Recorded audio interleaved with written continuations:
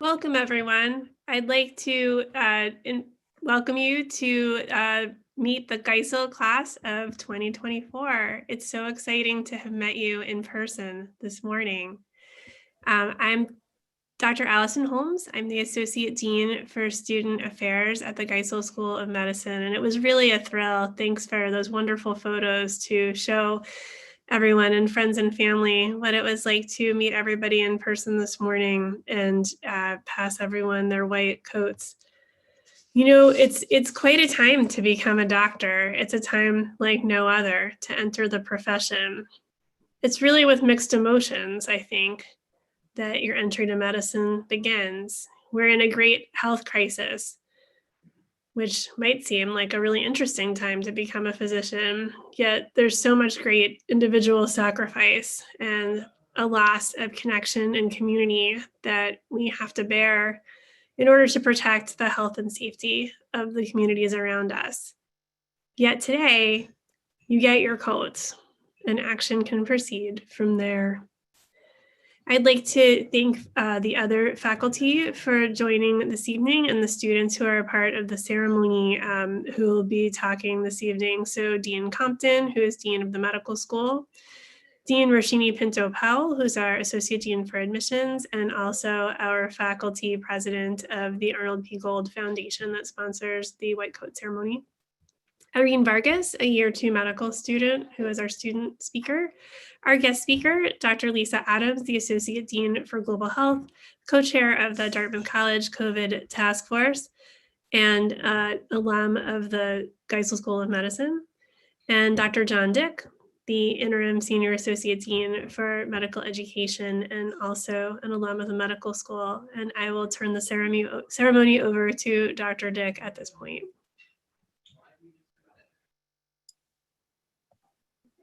Great, thank you, Dr. Holmes. This is the sharpest looking group of first years I think I've ever seen in their white coats. So kudos to all of them. I think the profession's in good stead here. It's really my pleasure to participate in this ceremony and to welcome the newest members of our profession, of which you all are. So congratulations. You know, I hope that our students will take as much pride in their white coats as I did and still do. Mine's actually hanging up in my office at the hospital. That's why it's not on right now. But I certainly wear it with pride when I do. While your hearts and minds are infinitely going to be more important than the garment that you wear, I hope that it will continue to signify that the person wearing it, you, is a member of a time-honored profession whose increasingly diverse members are here to learn, here to help, and here to serve, of which we all are. With that, I'd like to turn it over to Dr. Dwayne Compton, Dean of our medical school, to share some welcoming remarks. Thanks, Dr. Dick. And really good evening, everybody. I'll share the good wishes of Dr. Holmes and Dr. Dick. Let me just ask if my internet gets a little bit choppy. Someone just send me a note in the chat and I'll go off video so you can hear me. My connection at home is a little sketchy sometimes, so we'll just have to go with it. If it becomes a problem, let me know. Good evening, class of 2024. I'm really excited to be here. I hope your first few weeks have gone really well for you. I want to start by extending a very warm welcome to your family and friends who may be joining you this evening on this call. It's really an important ceremony to mark your entrance into the medical profession. And we're really glad to see so many of your families and friends who are marking the occasion with you. And I also really think it's important that we thank all of your family and friends for supporting you during this process. You know, you may be their partner, a daughter, son, niece, nephew, granddaughter, grandson, whatever that relationship is. Your family support is incredibly important as you become immersed in our curriculum and your medical training. So I really want to sincerely thank your family and friends. And I also want to pledge to them that our faculty and staff are dedicated to nurturing and training you in both the art and the science of medicine. So that is our pledge to you, and I want to make sure your friends and family know that.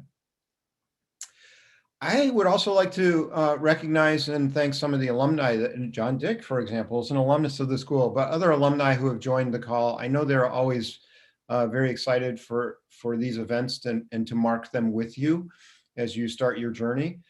And one other acknowledgement I think is very important. I believe there are members of the Brock family, the extended family, that are joining us tonight. The Brock family created and supports the single largest scholarship fund we have for our students. And I'm really pleased that they join us each year for this ceremony. They really like participating and seeing the white coat ceremony. They like seeing Match Day. They just like joining this process. So to our students, it's a good time to take a deep breath and do some reflection. It's been a couple of months since you arrived, and you know what? Just like that, the Foundations of Medicine course is already behind you. So it's always good to take a moment, take a deep breath and do some reflection. As many of you know, I'm an avid hiker. I like to hike in the White Mountains, and I'll just tell you a short story here. But before I choose a hike, I do research on the weather conditions, the trail distance, the elevation gain, whether there's going to be a view, whether there are available water sources. I'll say more recently, I've been hiking where there is no identified trail, so I consult topographical maps and I chart distances and compass coordinates. But all that pre-work I do at home, or I do it standing at the origin of my hike. And inevitably, just after I start out, the path starts to bend uphill. And it's at that point that I hear my inner voice telling me, you know, this is your journey. Let's go find out what's out there. And I rarely hike the same trail twice for that reason. And I've been hiking where there are no marked trails. So every hike leads me to something new. Now, that's a simple metaphor, but I think it's appropriate. And I look at it this way, that before you got to Geisel, you did a lot of pre-work. Your first day of orientation was a couple of months ago. Seems like a while, but on that first day of orientation, you stood at the origin of your journey for medical school and that start of that medical school experience. But now you're on that path. You're actually moving forward. You're moving up. You're moving step by step. And it seems like things are moving really fast. I actually know that they're moving really fast. But what I hope and what I want for you is for your inner voice to be telling you, this is my journey, and let's go find out what's out there. In the first couple months, I hope that you've begun to experience the real power of teamwork. You're not alone on your journey. You may have already felt some buoying effects from your classmates or your big sibs. They're on this path with you. They're on this journey. You may even grown to love your TBL sessions already. Your teams and your team-based learning events will be part of who help you along. And I think that teamwork is even more important under these current conditions in the pandemic, where we've all had to do things like engage in courses through Zoom and such. And I hope that you're building relationships and feeling that sense of teamwork as we have to work through those special conditions. Yet those teams are more than just your students. Those teams also involve faculty and staff. The faculty and staff at Geisel, at Dartmouth-Hitchcock, at White River Junction, at the other clinical partners in our clinical sites, we're all here to help guide you on this path. And I hope during the first couple of months of class that you've begun to experience how dedicated our faculty are toward your success and how the faculty and staff contribute to that spirit of teamwork to support you. And I mentioned alumni a moment ago. It always strikes me that, and admittedly, this fills me with a bit of pride, but it strikes me how strongly our alumni talk about their fondness of the relationships that they've built when they were here as students. And I aspire for you to build that same fondness and those same relationships during your time here at Geisel. So that's the essence of this journey that you've started. A wonderful journey to prepare you to be the best physician possible, and a journey that will build lifelong relationships. And today we formalize the beginning of that journey, and we do so by bestowing on you a profound symbol of the profession, and that's the white coat. And in a moment, Dr. Pinto-Powell will give you some history of the white coat and its purpose and its symbolism. And the symbolism of the white coat and the person who wears it includes characteristics such as purity and integrity and cleanliness, many other attributes that are ascribed to the medical profession. But I want you to consider a different perspective. What I'd like you to consider and what I would profess is that the power of the white coat lies equally in how you act and how you behave while you wear that white coat, as it does in how other people see you as you wear that white coat. So as you don your white coat today and as you wear it each day hereafter, be aware of your surroundings and be mindful of how your actions will impact on those around you. You have an incredible power, an immense power to make a positive impact on people's lives. And I just ask that you be mindful to use that power carefully and thoughtfully and responsibly and selflessly. And in doing so, your journey that you're on now, that you're starting, is going to absolutely change your life and absolutely change the lives of the people that you work with. So on behalf of all the faculty and staff, we now welcome you to the medical profession and to our community at the Geisel School of Medicine. So congratulations, everyone. Thank you so much, and I look forward to getting to know all of you better in the very near future. So I'm going to turn it back to Dr. Dick, I believe. I think I have MC Dr. Holmes, okay. I think you do. duties this evening. We're now going to welcome Dr. Roshini Pinto-Powell, who the class of 2024 all knows as the Associate Dean for Admissions. And you know now that she is also the faculty president for the Arnold P. Gold Humanism and Medicine Society, which is the sponsor of the white coat ceremony.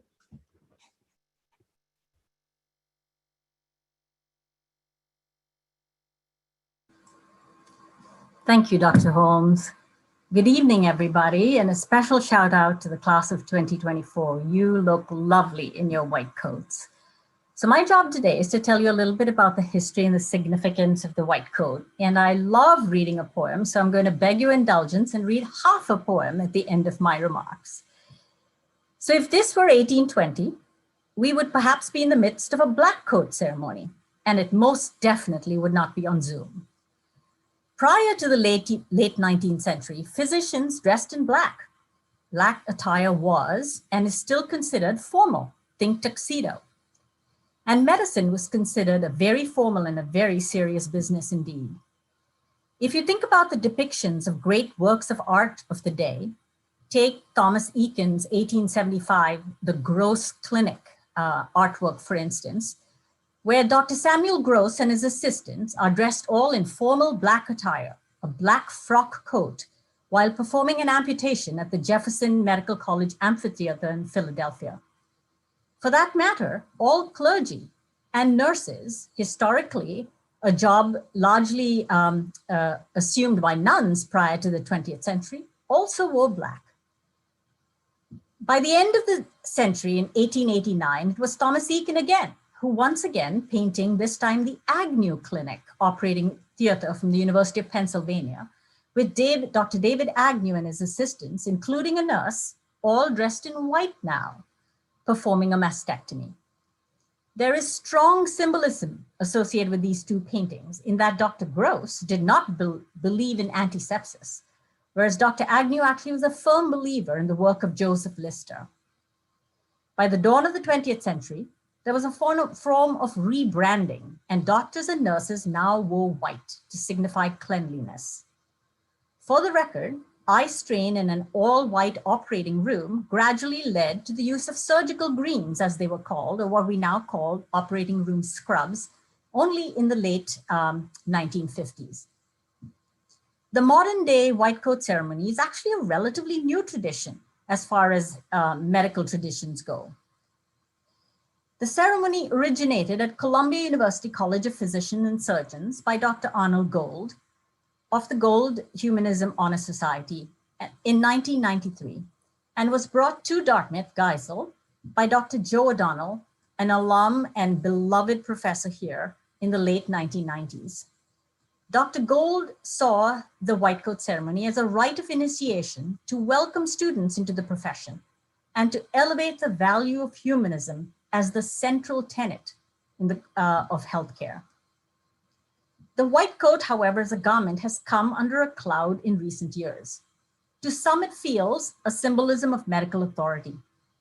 To reduce anxiety and make their patients feel comfortable, the wearing of the white coat is actually eschewed by certain specialties, in particular, pediatrics and psychiatry. And many well-known medical institutions favor the business suit over the white coat for their consultants and medical teams. You have all heard or will shortly hear about the term white coat hypertension, another seemingly logical reason to abandon wearing a white coat. And data show that white coats may play a role in spreading germs from one patient to another in hospitals. Germs like Staphylococcus and C. difficile, things that you're learning about currently. And so it would seem as this would be the death knell for this symbol of purity. But what do our patients want? As the good saying goes, it all depends. 50% of hospitalized patients prefer seeing their doctors in a white coat. And many doctors are similarly attached to our white coats. Older patients prefer the white coat compared to younger patients.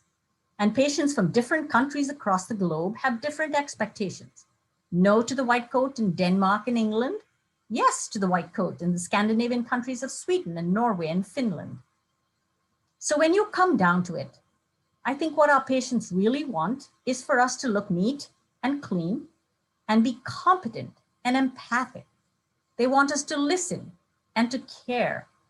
As Dr. Gold might say it, they want humanism and compassion in combination with competence. The white coat, your white coat, is a symbol, and symbolism should be personally meaningful. So think carefully about what your white coat means to you and don it literally or figuratively each time you go in and see a patient. I love reading poems of Mary Oliver. She just talks so much about the natural world that makes sense to me. And I'm not going to read the whole poem in the interest of time. It's a poem called A Pond, where she talks about lilies and how beautiful they are. But then if you go closer, she notices that some are drooping and some have brown spots on them. And so she ends her poem like this, which I think is so beautiful. Still, what I want in my life is to be willing, to be dazzled, to cast aside the weight of facts, and maybe even to float a little above this difficult world. I want to believe I am looking into the white fire of a great mystery. I want to believe that the imperfections are nothing and that light is everything. That is more than the sum of each flawed blossom rising and fading. And I do, and shouldn't we all? On behalf of the on-doctoring faculty, the preclinical, clinical faculty, staff, and fellow students at Geisel, I welcome each and every one of you to this wonderful, glorious, and rewarding world of medicine. Congratulations, class of 2024.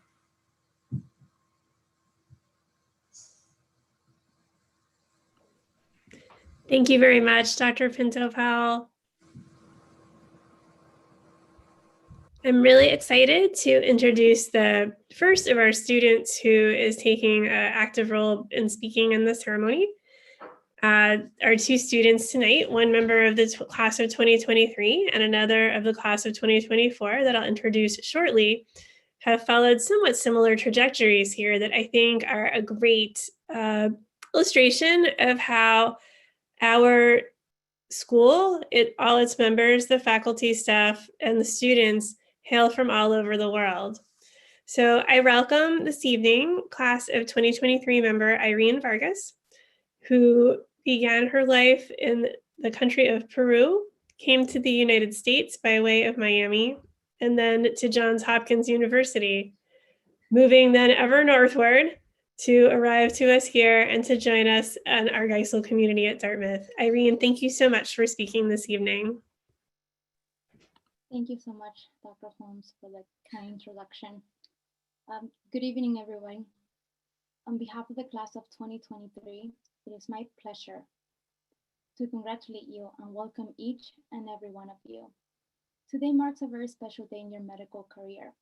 It is the beginning of a long journey, a great adventure with a very steep learning curve. I know this is probably not the white coat ceremony you envisioned when you applied and got accepted to medical school, but we are living through difficult and unpredictable times, so we must adapt and celebrate you in a distinctive way. Wherever you are, savor this moment. You are entering the medical profession in a unique time.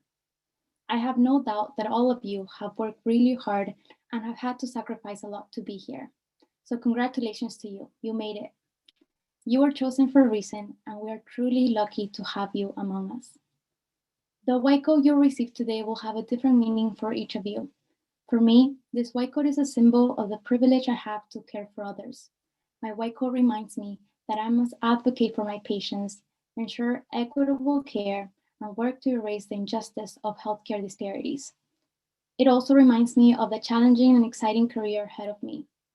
And most importantly, every time I wear this white coat, I am constantly reminded that I wouldn't be here without the unconditional support of my parents who immigrated to this country and sacrificed their dreams so I could live mine. So now I ask you, what does this white coat mean to you? As you sit and reflect, remember the special people in your life who inspire you, who nurture you, and who believed in you along the way. You will meet them again and again as you navigate this beautiful, challenging, and fulfilling lifelong journey. As a medical student, you are embarking yourself in a journey of unknowns, and this can be really stressful at times. This is where I tell you to embrace the uncertainty and keep going. You might not know what specialty you'll choose or how STEP will go, or in your case, whether you'll pass that benchmark or final. It's okay not to know. Just try your very best, be hopeful, stay optimistic, and believe in yourself. Believe in your potential. I know it might be really hard to believe in yourself, especially when you're struggling with the class or when you fail. Almost everyone at some point will have self-doubt and even struggle with imposter syndrome. So when this happens to you, know that you are not alone. I have found that reflecting of how much I've accomplished and reaching out to friends and loved ones helps me. But whatever you do not let these insecurities limit you from reaching your fullest potential. You deserve to be here. Always remember that. It's been about 2 months and a half that you've been a medical student, and I'm sure you realized by now that medicine will always demand more of you. During your first year, you're expected to pass your benchmarks. During your second, you're expected to do well on step 1. During your third, you are expected to shine in your clerkships. And during your fourth, you'll be expected to get into a good residency program. But you would only be able to meet all of those expectations if you take care of yourself first. So please enjoy life as much as you can. Do the things that make you happy, keep up with your hobbies, and make sure you surround yourself with people who make you a better person and bring joy to your life. I say this to you because as medical students, we tend to forget that there is more to life than just studying or doing research or writing papers. Lastly, as you start this path of becoming a physician, remain humble. Don't forget where you come from and why you chose medicine.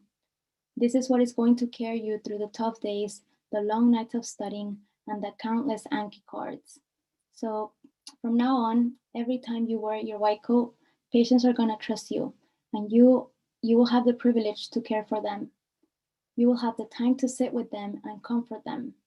From your patient's perspective, you will have just as much value as any other medical professional because you took the time to listen. One day, not too far from now, you'll have the knowledge and the power to better the health of patients and society.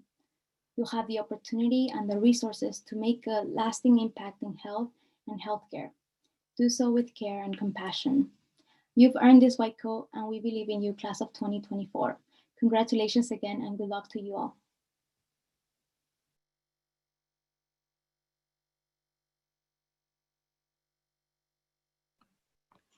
Thank you so much, Irene. I'm really excited to introduce our alumni speaker, Dr. Lisa Adams, who is also our Associate Dean for Global Health. Dr. Adams is a member of the Geisel class of 1990, and we're really excited to have her here today at the White Coat ceremony. Thank you, Dr. Holmes. So colleagues, relatives, and friends of our first year students, and especially members of the great Geisel class of 2024, it's really an honor for me to be part of this important day and celebrating the significant milestone in your medical school journey. This is certainly a momentous day in an unfortunately momentous year. You have had a start to your medical school training like no other. And while it may be tempting to focus on all that is different or view it somehow as less than, I'm confident that you will look back on this as a time that marked you and made you the practitioner that you will be. Our feelings of pride for each one of you are as strong, dare I say even stronger, given the challenges that everyone is facing in their personal and professional lives right now. I know and I've heard how you are rising to meet these challenges, rallying your strengths, creativity, senses of humor, and patience as we all make our way through this surreal time. You deserve recognition already for dealing with this unusual start that has affected, well, just about everything. But I don't want to dwell on what the current pandemic has taken away from your first year. I want us to rewrite that narrative right now to bring us back to the symbolic significance that we've already heard a little bit about behind today's ceremony in your professional lives. Your white coat. A physician's white coat is a powerful symbol, as we've heard, that also brings with it responsibility and privilege. When you put it on, you will be granted the privilege of having people share some of their most personal stories with you, telling you things that they've never told anyone else. You will learn about their greatest fears and shame, a stigmatized eating disorder, how their partner is hurting them, or a lump on their body that they've ignored a little too long, afraid of what it might be. You will also be privileged to share in some of your patients' greatest moments of triumph, celebrating 6 months of sobriety, being able to walk again pain-free after a successful surgery, or hearing those magical words, in remission. You will have the privilege of sitting with people in all their vulnerability when they may feel confused or overwhelmed. In my mind, there's really no greater privilege to our profession. Your job and what your white coat asks of you is to respond with care and compassion, coalescing all of your training, your medical knowledge, your diagnostic acumen, and clinical judgment to offer your patient whatever it is they need at that moment. And sometimes you just need to be present. In fact, I should say, you always need to be present. That is the greatest gift to your patients and often what they will most remember. When you put on your white coat, you will become the respected authority in the room, whether or not you see yourself in that role yet. In that way, your white coat is almost like a superhero cape. Seemingly, in an instant, you become that medical authority. Your patients will place their trust in you and your professional opinion, looking to you for guidance and compassion. Sometimes they will trust you simply because you wear a white coat. That is how powerful a symbol it is. Your responsibility is to always and humbly work to earn that trust. Your white coat is an invitation to enter a person's life, and that is a tremendous privilege that I know you will cherish and never take for granted. Now, these privileges afforded by your white coat are probably obvious to many of you as future physicians, and they may even be the reason you wanted to become a doctor in the first place. But there's another privilege and accompanying responsibility that I feel must be mentioned today. It is a privilege that is not afforded to everyone. This is due to the other pandemic we are facing in our country and in our medical system right now, that of systemic racism. Recent events have propelled the horrors of systemic racism in our society into the mainstream news as if they really were new news. Those of us who have worked with underserved communities of color addressing health inequities are well aware of the longstanding structural violence that has prevented our patients from having an equal opportunity at optimal health. Sadly, our healthcare medical education systems are rife with prejudice and a subtle or sometimes not so subtle bias towards favoring white physicians and white patients. This has been documented over and over, from who gets pain medication in the emergency room to who gets promoted in the boardroom. We need to be ready and empowered by our white coats, our hero capes, to speak up when we see or hear something, whether directed toward us or not, because our white coats also make us leaders whose opinions are valued. Our white coats demand that we give our best selves to our patients And I believe that extends to doing all we can to dismantle white privilege and racism in our healthcare and medical education systems. Racism in medicine is not just about racial disadvantages for some, it's also about reciprocal advantages for others. For those of us who are white, we need to be constantly reflecting on our words and behaviors and working hard to identify and reshape structures and institutions of privilege. And for physicians of color, I hope that the past few months have shown that you can and should expect and demand more of your colleagues and profession. Now, we are all fortunate, I would say, to be at Geisel, where there's a formidable commitment to actively address racism and racist attitudes and practices at our institution and throughout the healthcare system through multiple initiatives. And that's a great start, because changing systems of structural violence more broadly in our profession will require all the fortitude our white coats can bring. So I will conclude by sharing just one piece of my professional life in which I was reminded of the importance of being someone who wears a white coat. I've devoted my career to working in global health, specifically the care and prevention of tuberculosis and HIV. TB and HIV are two diseases that, as Paul Farmer says, often hide among the poor and those who are socially and medically segregated from those whose deaths might be considered more important. But all that changed on March 2nd at 9 a.m., to be exact, when I was charged with co-chairing Dartmouth's COVID-19 task force. This was a completely new role compared to my typical work in infectious disease and in combating TB and HIV, as I was thrust into the center of our fast-paced pandemic planning, dealing with information that changed daily, and living with constant uncertainty. In this role, I also found myself in the middle of many difficult conversations where people disagreed, often passionately, about what was the right thing for us to do. I had to read in a Valley News editorial how many thought we were sacrificing our at-risk local community just so a few students could have their college experience, or worse, for financial reasons. In those times, I had to put on my white coat, because as clinicians, we are trained to approach difficult conversations or angry patients calmly and with composure to get to the underlying issues. Other times I had to absorb large amounts of scientific evidence and try to explain it to my non-science colleagues. Why does someone need to quarantine after they test negative? Why is the test positivity rate so important? But putting on my white coat, in my mind at least, I drew on my training at communicating complex or technical information to a range of audiences. And in other instances where colleagues were focused seemingly only on cataloging the obstacles, I had to put my white coat on to acknowledge these challenges and redirect to a solution, because that is what we do when solving complex health and public health or research questions.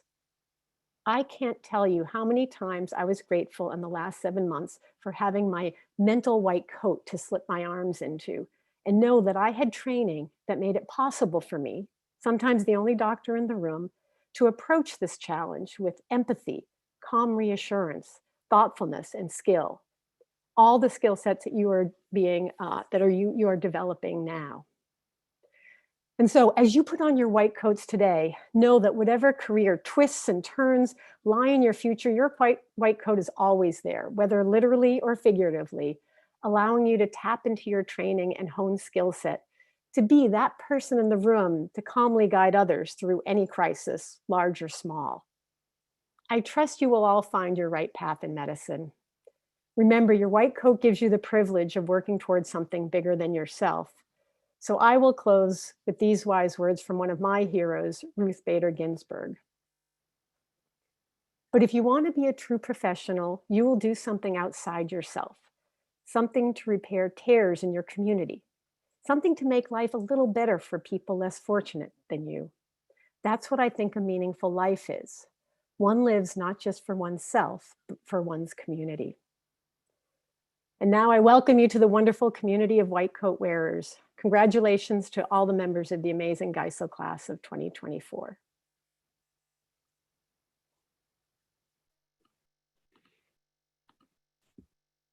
Thank you so much, Dr. Adams. We really appreciate you speaking to the class this evening. And we thank you for speaking to all their friends and family who have also joined for the ceremony today. So I'd like to say a little bit about how the class creates their mission statement before they read it. It was interesting to do this year because, of course, it was done virtually at a lunchtime meeting on Zoom, where everybody was in their own places. But we did the process as it's been done in the past. So myself and Tina Hoisington from the Office of Student Affairs and Dr. Pinto Pell worked with the class to explain the significance of the ceremony and the coat and how the mission statement plays in. From there, a group of students volunteered to work together on the mission statement. And we're really excited for a representative of that group to read it aloud this evening as part of the ceremony. So in a similar trajectory, but from a different part of the world as Irene, Maria Malik is a member of the class of 2020. Who came to the United States after growing up in Pakistan and then continuing her childhood with her family in Brooklyn, going on to Princeton, and again, moving ever northward to the Upper Valley to join us here as as one of the members of the Geisel class of 2024. Maria, we're so happy that you can read the class mission statement this evening. Thank you, Dr. Holmes. Before I start, I just want to say that I'm very honored and humbled to be reading this on behalf of the class.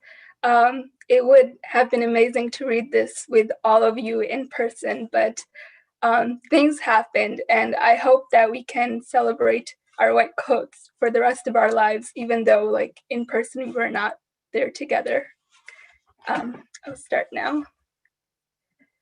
The practice of medicine is a commitment that reaches far beyond the core tenets of preventing and relieving illness. Physicians have the privilege of being present for the most vulnerable moments of human life while existing at the unique, inextricable interface between biological science and intimate human connection. Akin to life, medicine is propelled by dynamic erudition and growth rather than mastery. We, the Geisel School of Medicine, class of 2024, commit our professional lives to fostering space for lifelong improvement and healing, and promoting excellence in our practice. To the communities we serve, we vow to uplift and stand with you. We will let humility, empathy, and curiosity guide us as we learn from you. In the face of injustice and health inequities, we will strive to fiercely combat structural violence and use the privilege of our platform to amplify your voices and experiences. To our families and friends, we thank you for your support through this transformative journey. We will honor your unwavering belief in our potential and the sacrifices that you have made so that we may pursue our dreams. To ourselves, we will evolve with purpose and grace. We have the privilege to touch lives, and this ability will inspire us to engage more deeply, push ourselves further, and expand our perspectives. We will bring our whole selves to our relationships with patients and colleagues. In light of arriving at medical school during unprecedented times, it is important to lean on one another and remind ourselves of our own needs in addition to those of the communities to which we hold ourselves accountable. When medicine challenges us, we will recognize that we are presented with the unparalleled and humbling opportunity to remind ourselves of our humanity. We will continue to find time for humor and levity. If we begin to lose sight of our commitment to service and our collective aspirations, we will recall the passion and drive that led us to medicine, our oath to our communities, and endeavor to persist.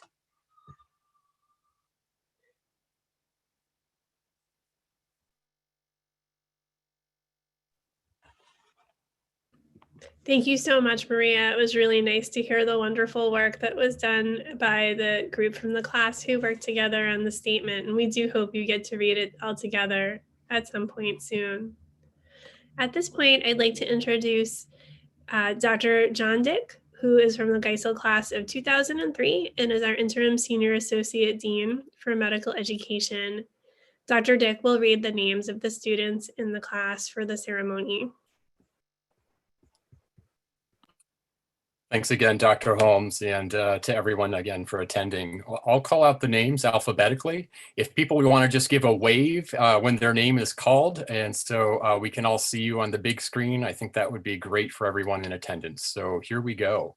Katie Allen, Haya El-Shabi, Ichao Bao, Matthew Barnes, Laura Barthold, Farwami Balo, Raven Bennett, Drew Bergman, Madeline Blythe, Catherine Bradley, Armando Braz, India Burden Dasbach, Charlie Califf, Briggs Carhart, William Carroll, Grace Crossland, Daniel Dennison, Ariana Diaz, Michaela Dickinson, Stephanie Ebel, Ahmed El Hussein, Maya Ellis, Jada English, Faraz Varadi, Adam Fassman, Emma Fitzsimmons, Sophia Foho, Dominique Fontaine, Nicholas Fuller,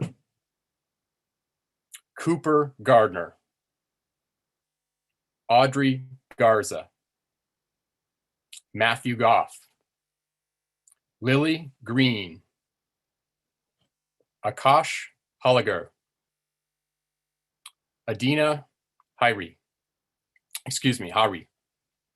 Mariana Henry, Samuel Howard, Malachi Joyner, Jared Katz, Gary Kurtzbergen, Stephanie Kim, Samuel Kosin, Michael Koo, Marilyn Quasibrew, Elizabeth Kroll, Krista Cook, Andrew Lee, Hong Lee, Jessica Lee,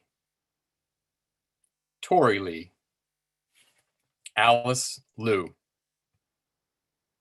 Ayodele Maja, Maria Malik, Jacob Markwood, Sarah Matsunaga, Jack McLeod,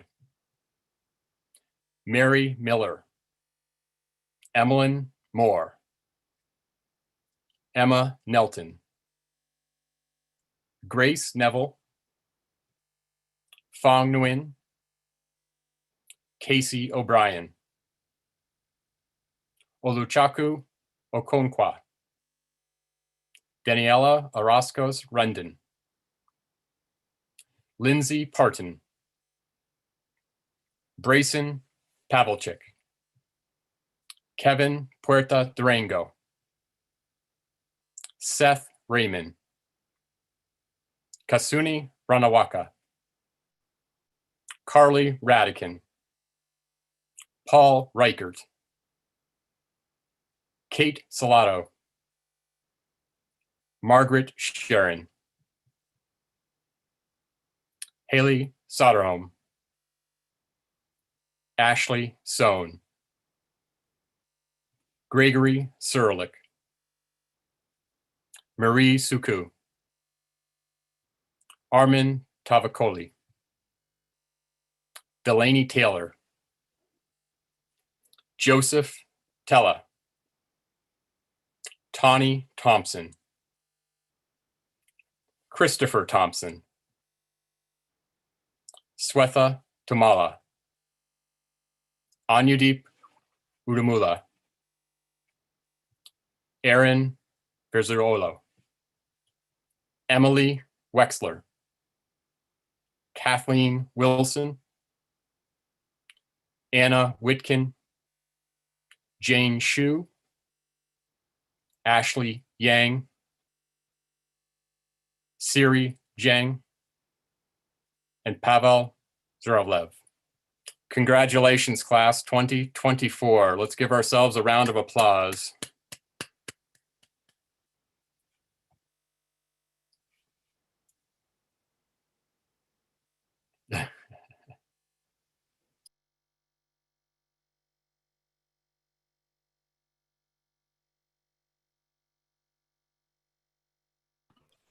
Thanks so much. It was so nice to welcome you all super officially after 6 weeks this evening, officially with your white coats today, from the morning in the fog in the parking lot to this evening, where hopefully many of you have been joined this evening by your friends and family. I'd really like to thank everyone for making this possible, especially we couldn't have done it without the contributing help and the support for the ceremony from the Dean's Office and the Offices of Admissions, Alumni Relations, Communications, Medical Education, Student Affairs, and the Media Production Group. As a reminder, the ceremony has been recorded and will be available for viewing on the school website. Thank you very much for coming this evening, and best of luck to all of you moving forward. Congratulations.